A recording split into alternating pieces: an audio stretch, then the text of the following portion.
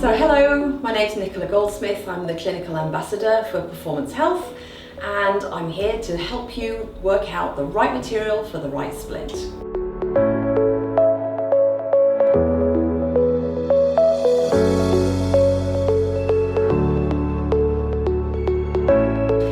Now we have a lot of fun with Aquaplast watercolors. So this comes in a wide variety of colors. It performs exactly the same as Aquaplast-T. So it's got a treated coating on the outside. And I'm actually going to make you all three of the component splints that you need for the short arc motion or SAM regime.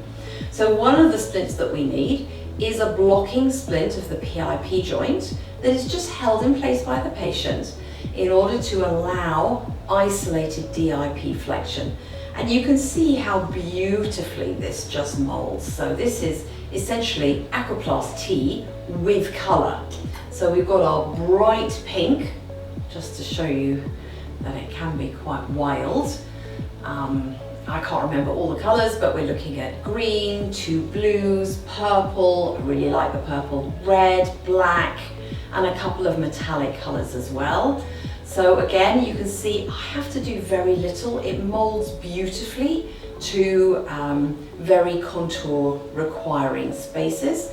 And if I want to add some nuance in, to roll the edges in, it's very, very easy with this material.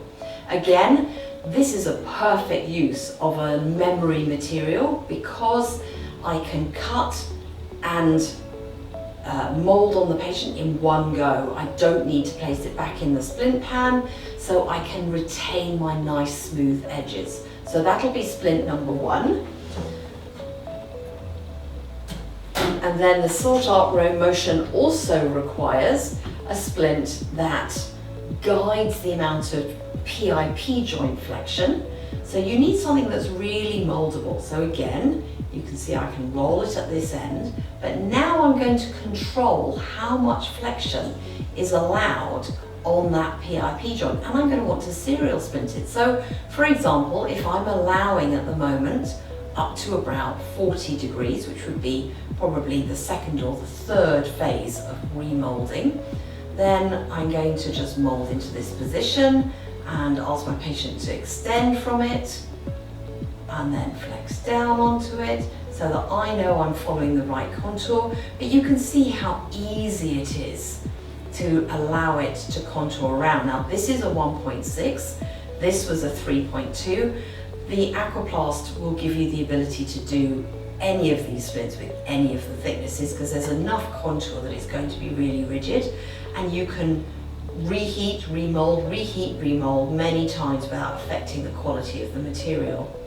So we're just going to let that one go off a little bit, and these would be her two working splints. So we're going to give them to her just literally to hold on, or you can put straps on if you want to. And we're going to say however many times a day she's going to fully extend the finger away from the splint, and she's going to then allow flex down as far as the splint goes, but no further. So we've got a nice block there. And then the second splint is this one where we're going to have the block. So again, she holds it in place and we're just getting the DIP, the tip of the finger, to bend down, and it just holds it in place. And I really like doing these out of different colors because then it means I can, in my patient records for the patient, I can say, right, with the pink one you do this, with the red one you do this, with the blue one you do that. And it just really helps to make life super simple for them. And you can see on the inside here that you've got no folds, it's smooth underneath the PIP joint, so it's very easy material to use.